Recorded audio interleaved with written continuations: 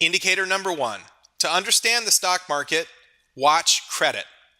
Listen, if you want to spot a bull market top, don't just look at the charts of the S&P 500 and don't just rely on economic statistics. Instead, watch what bond market investors are doing and remember this one simple yet powerful rule.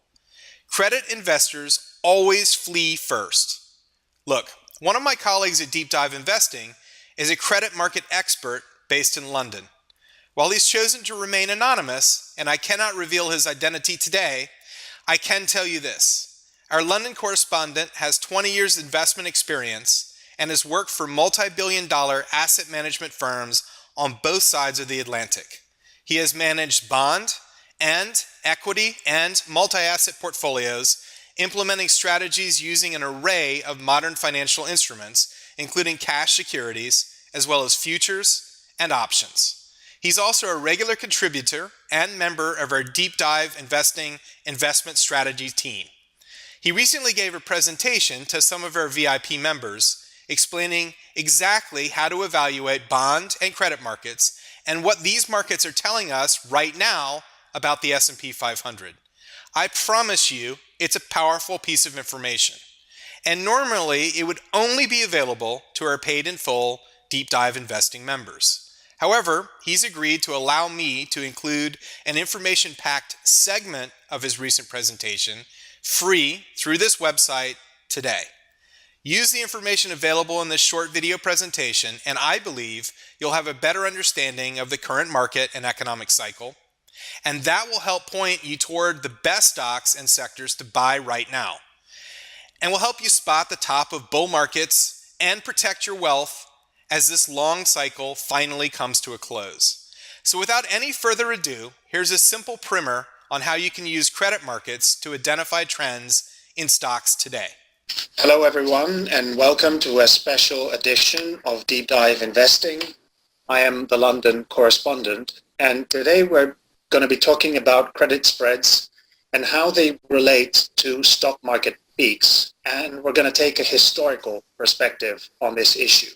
Suppose there's a treasury note maturing in exactly 10 years from now on the 12th of November 2028, bearing a coupon of 3.25%, and assuming that this bond is trading at par. Its yield is going to be equal to its coupon rate.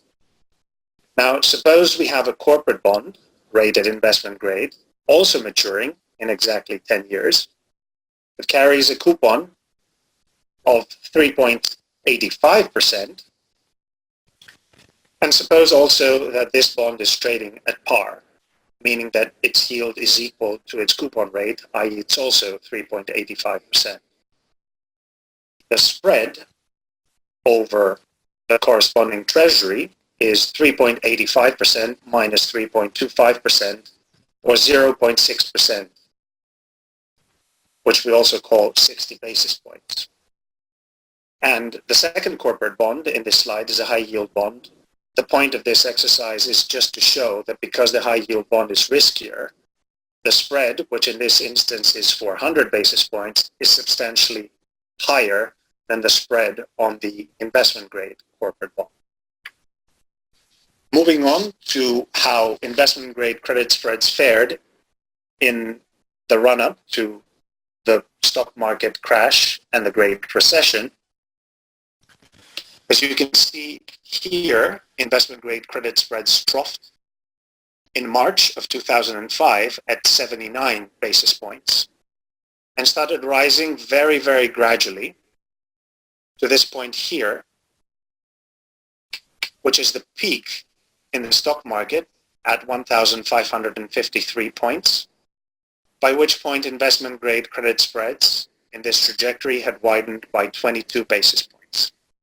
Again, we go through a period of volatility which culminates in a second peak in the stock market at 1,562 points, by which time investment-grade credit spreads had covered this distance, which is equal to another 41 basis points.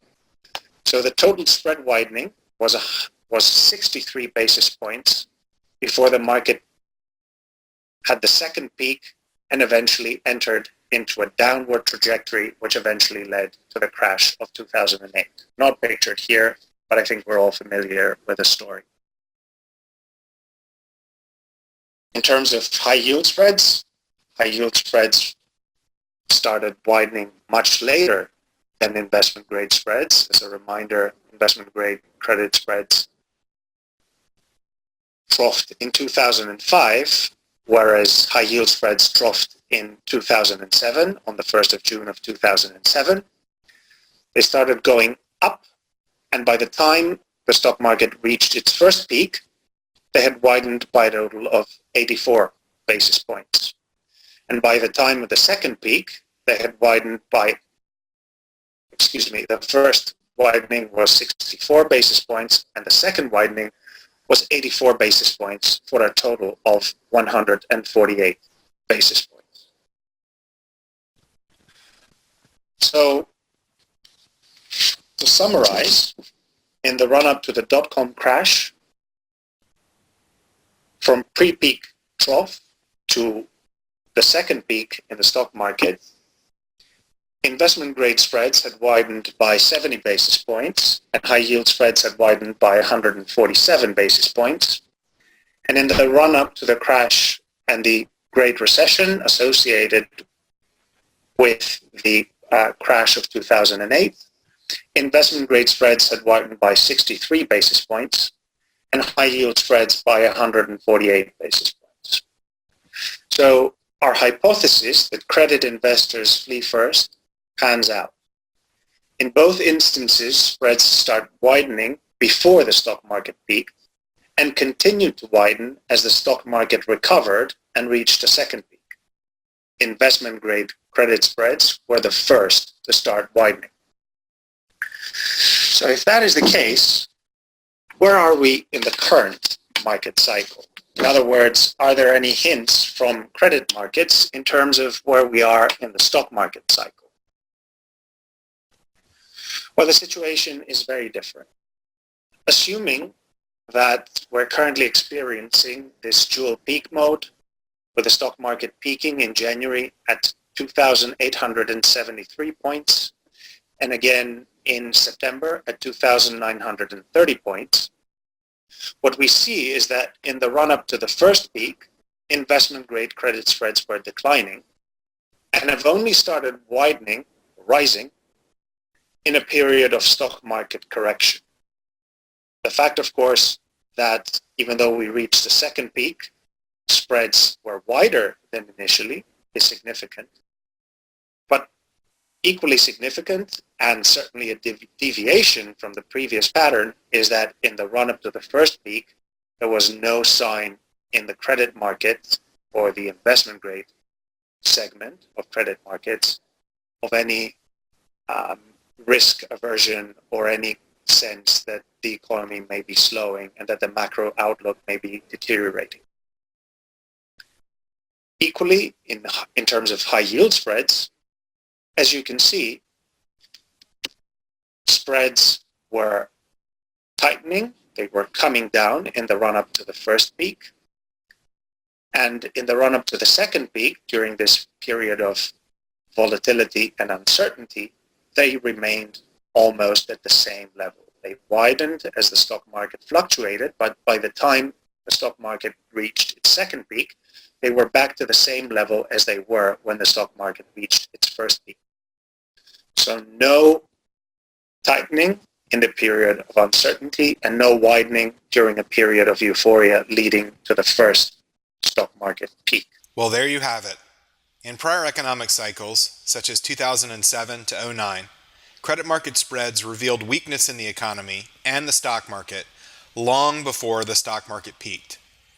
Watch credit market spreads closely, and it will help keep you invested in stocks in the final powerful rally of this bull market, and exit before the coming bear market wipes out a third or more of your portfolio. And today, credit markets are telling us there's more upside to come in the current bull market. However, as our London correspondent warned you, the recent widening in spreads suggests we're entering the late stages of this bull market. And that brings me to